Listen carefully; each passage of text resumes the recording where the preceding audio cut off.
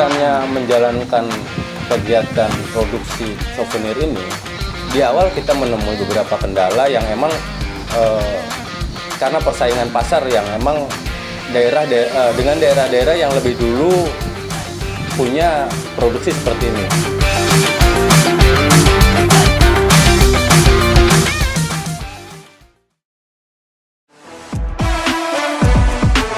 Perkenalkan, nama saya Herman, umur 41 tahun. Saya lahir Serang, bekerja sebagai pengrajin limbah kayu jati Belanda. Kita coba mengasah kemampuan kita. Kita dulu bukan seorang pengrajin yang menurut kita di awal ini sangat sulit untuk dikerjakan. Kita dibantu, dimentori sama beberapa orang dari perusahaan yang bermitra, PT Indah Kiat tepatnya, untuk meningkatkan skill yang ada.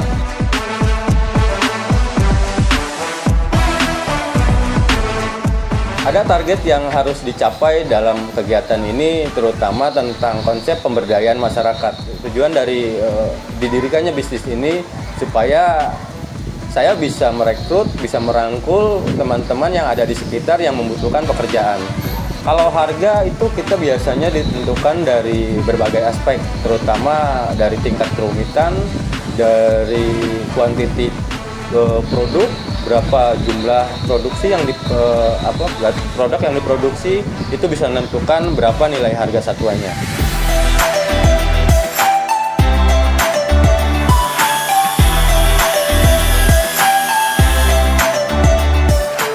Bervariasi mulai dari harga 10.000 sampai dengan harga puluhan juta. Misalkan kalau tingkat kerumitannya rendah, kita juga bisa produksi dengan waktu yang cepat dan produksi dalam jumlah yang banyak seperti gantungan kunci. Mungkin yang menengah ada kayak semacam kotak tisu dari kayu, dan yang kelas yang di atas itu dari souvenir kayak miniatur suatu monumen, miniatur suatu bangunan. Kalau yang lebih besar lagi harganya itu seperti diorama dari limbah kayu. Kalau untuk ketersediaan bahan baku, saya rasa sangat banyak, karena kita concern di penggunaan bahan bekas, bahan-bahan yang sudah tidak terpakai, karena bahan baku yang dipakai ini kayu bekas dari sisa-sisa peti kemasan. Karena kita berangkat dari pengrajin yang emang kalau di Banten sendiri belum banyak kan gitu. Makanya kita harus di awal kita harus aktif mengikuti berbagai promosi, berbagai pameran, berbagai exhibition. Kita aktif diikutsertakan sama perusahaan PT Indah Kiat dalam gelaran pameran lokal maupun nasional dan internasional juga. Nah, dari situ produk-produk yang kita hasilkan bisa dilihat, bisa akhirnya diapresiasi sama para pengunjung.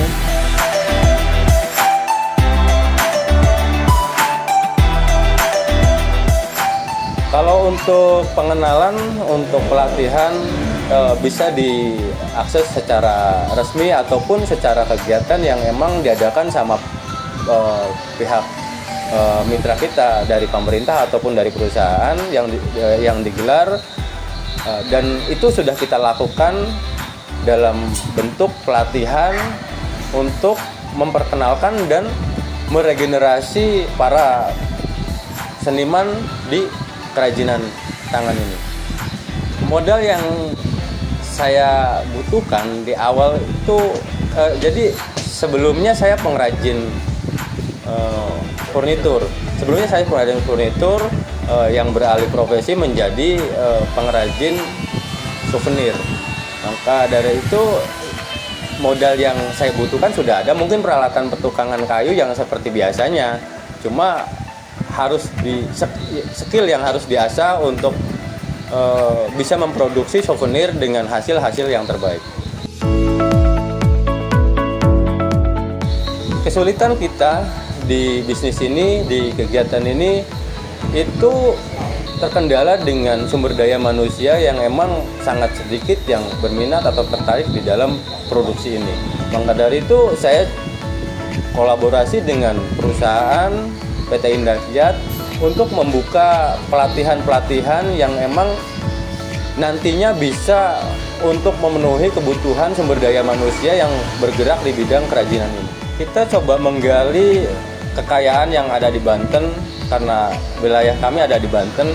Banten ini kaya akan kearifan lokal seperti monumen sejarahnya, kearifan lokal tentang budaya, dan keanekaragaman pariwisata.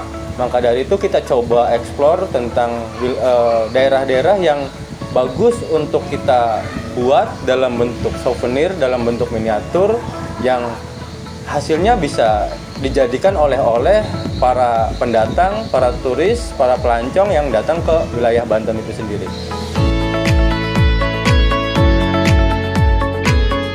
Kita fokus di souvenir aja karena saya mempunyai keyakinan, saya juga berpandangan, saya dan tim bahwa kesempatan di memproduksi handicraft dan souvenir ini itu peluangnya lebih besar, persaingannya lebih ringan, dan jangkauan pasarnya lebih luas.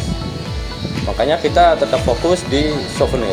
Kalau membranding suatu produk mungkin kita belum lakukan itu, tapi kita coba memperkenalkan pada publik, pada pelanggan bahwa yang melekat di produk kita itu produk yang menarik dengan bahan baku yang ramah lingkungan. Kalau untuk branding sendiri kita belum lakukan itu. Dalam memasarkan produk souvenir ini di awal-awal kita menemui kesulitan karena khususnya di Serang sendiri itu produk-produk yang terbuat dari limbah kayu jati Belanda, apalagi produk kita souvenir itu belum bisa diterima di berbagai pasar. Produk yang kita hasilkan itu untuk memenuhi kebutuhan souvenir tamu-tamu perusahaan. Dan kita juga terus meyakinkan beberapa pasar, terutama pasar-pasar seperti pemerintahan, untuk di setiap kegiatannya, untuk di setiap souvenir kegiatannya, yang mudah-mudahan produk kita bisa dipercaya, bisa dipakai untuk di semua pasar yang ada di wilayah kami.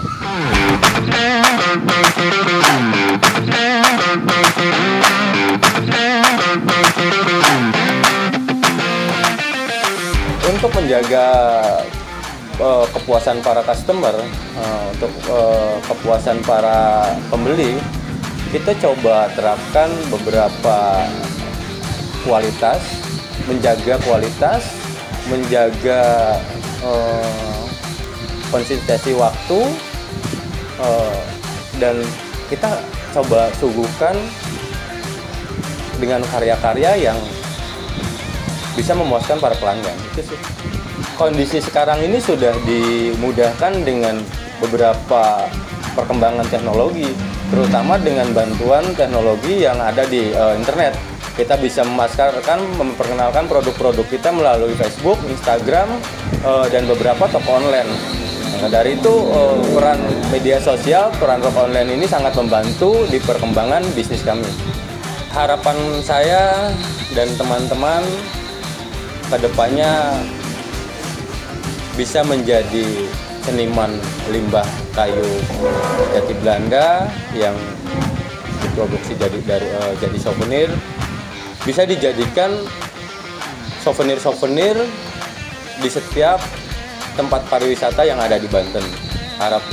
Terus juga banyak orang yang terlibat di produksi ini, karena kita juga bukan semata-mata bisnis, tapi kita juga mencoba mempromosikan Banten, menyuarakan Banten ke masyarakat luar biar Banten lebih dikenal lagi.